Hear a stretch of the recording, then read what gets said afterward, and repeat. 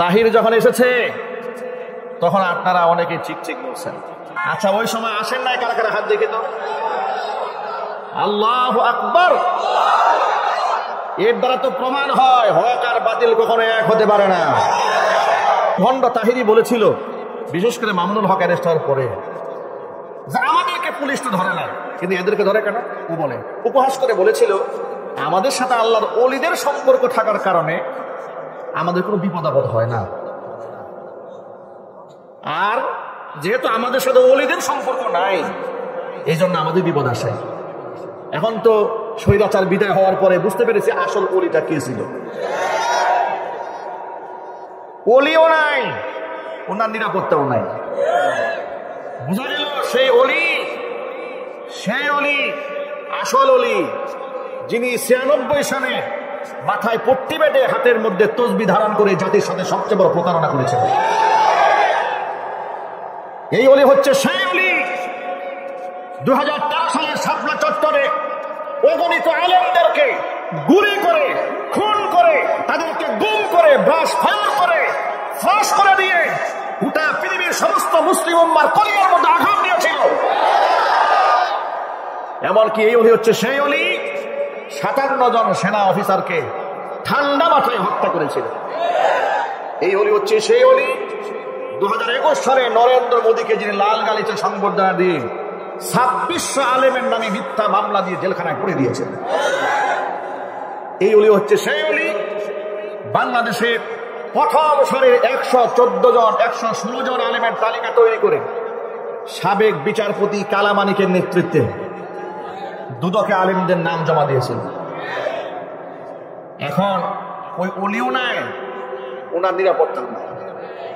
কথা বলেন না ভাই? ইতিমধ্যে মামলা হয়ে গেছে। এখন প্রশ্ন হলো, মামলা খেলেই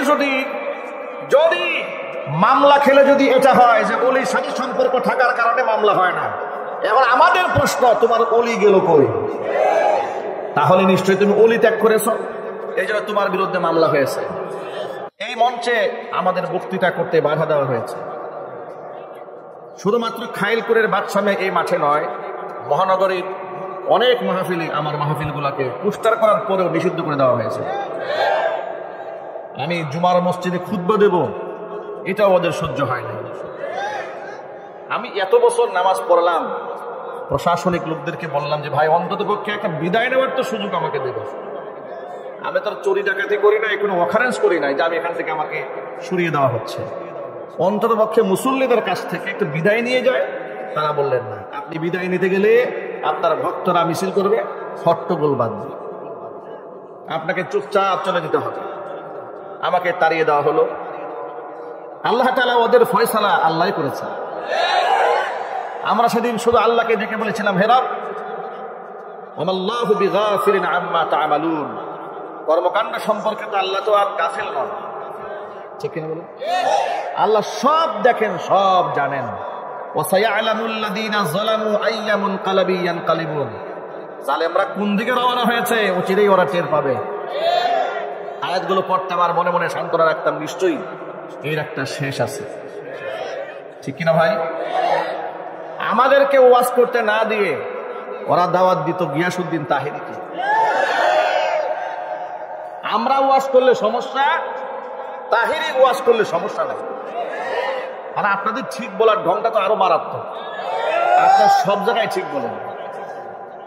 তাহিরি যখন আসছিল তখন আপনার ঠিকই বলছেন। কথা বলেন। তাহির যখন এসেছে তখন আপনারা অনেকে ঠিক বলছেন। আপনারা আসেন নাই? মাশাআল্লাহ। আচ্ছা, ওই সময় আসেন নাই কারা কারা? হাত দেখি তো। আল্লাহু আকবার। এর দ্বারা তো প্রমাণ হয় হক আর বাতিল কখনো এক হতে পারে না। ওরা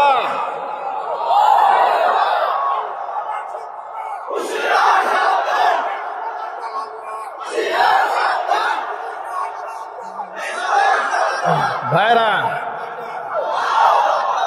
আমরা ওয়াজ করলে অসুবিধা, কিন্তু তাহিরিকে বসিয়ে রেখে বড় বড় রাঘব আল্লাহ, ডান পাশে একজন, বাম পাশে একজন।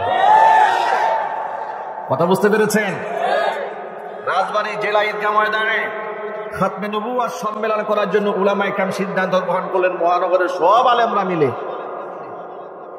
প্রশাসন বলল রাজবাড়ির মাঠ পারমিশন দেওয়া হবে না।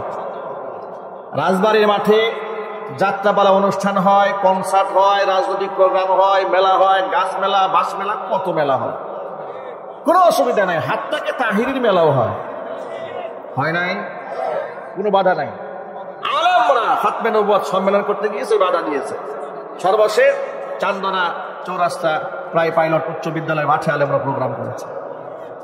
এমনকি যারা এগুলা করেছে তারা সুকৌশলে, এরা সত্য বানিয়ে নিয়েছিল হকপন্থী আলেমদেরকে, বন্ধু বানিয়েছিল বেদাতি এবং বিভ্রান্ত আলেমদেরকে। এর একটা কারণ আছে, এর কারণটা বলি আপনাদেরকে। তাদেরকে তারা কেন পছন্দ করত? রাসূল পাক সাল্লাল্লাহু আলাইহি ওয়াসাল্লামের সেই ভাষাটা মনে রাখবেন, আল কুফরু মিল্লাতুন ওয়াহিদা, পৃথিবীর সব কুফফারেরা এক দলভুক্ত। বাতিল যত প্রকারের বাতিল আছে গবেষণা করে দেখবেন যে একটার সাথে একটা, রসুনের এক একটা কোষ যেমন একটা আরেকটার সাথে মিশে থাকে, বাতিলও একটা আরেকটার সাথে সেই অঙ্গাঙ্গিভাবে জড়িত। যে মনির ভাই যে সাতপন্থীদের কথা বললেন, এই সাতপন্থীরা রাষ্ট্রের সামনে হকপন্থী আলেমদেরকে ভিলেন বানাবার জন্য আমাদেরকে তকমা দিত হেফাজতে আলেম বলে, আমাদেরকে পাকিস্তানি আলেম বলে, পাকিস্তানি সাপোর্টার বলে, স্বাধীনতা বিরোধী বলে ওরা আমাদেরকে তকমা দিয়ে তারা স্বৈরাচারীর আমলের সমস্ত সুযোগ সুবিধা তারা ভোগ করত। ওয়াশিংটন সরাসরি স্বৈরাচারীর সাথে এদের লিয়াজ মেনটেন করে ওরা টিকেছিল। সেই সূত্র ধরে বাতিলদের সাথে বাতিলদের একটা মিল পাওয়া গেছে।